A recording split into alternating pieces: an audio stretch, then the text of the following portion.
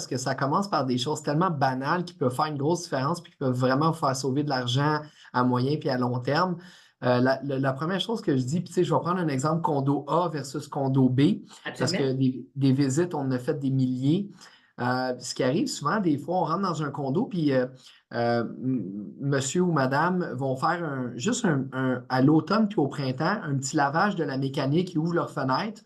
Je sais qu'il y a plusieurs types de fenêtres, là, fait que je vais commencer, mettons, avec peut-être pour ceux qui sont dans un condo où est-ce qu'il y a des fenêtres ouvertes avec des mécanismes, des battants, etc.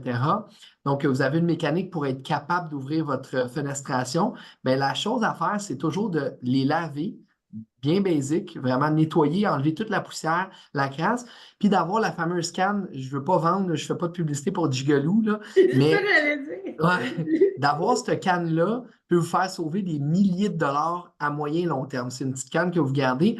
Fait que vous faites à l'automne, au printemps, 2 entretiens de toute la mécanique, un bon lavage au niveau même des portes, puis vous mettez du lubrifiant. Ça, c'est condo A. Monsieur, madame, ils font ça 2 fois par année. Condo B, on ne le fait pas. Honnêtement, je peux des fois rentrer dans le condo A et presque pas de réparation à faire, juste que peut-être resserrer quelques vis des mécanismes de lousse.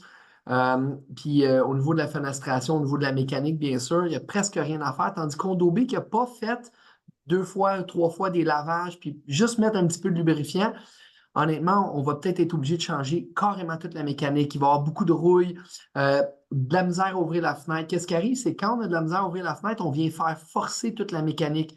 Là, je vais être un petit peu technique, mais ce qui fait ouvrir et fermer les fenêtres, c'est les glissières de support. Fait que ça rouille, le mécanisme brise, les glissières endommagent le cadre. Là, on tombe dans une série de problématiques où est-ce que, euh, je veux dire, si on le prend à temps, ça ne coûte pas si cher que ça, mais si on ne le prend pas à temps, là, on déboule dans des problématiques plus grandes où est-ce qu'il peut arriver plein de choses. Ça, c'est pour la fenestration qui ouvre. Des fois, on est dans des bâtiments où est-ce qu'il y a des murs rideaux.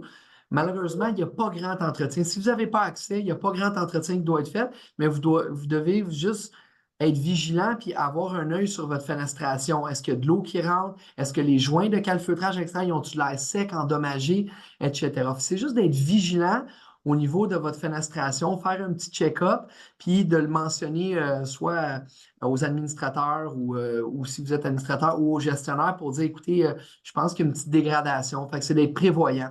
Ça fait vraiment toute la différence parce que quand on arrive souvent pour faire une visite, on va toujours aller, il y a 3 niveaux. Il y a le niveau urgent, que c'est urgent, où est-ce que là, c'est des fois plus des petites histoires d'horreur.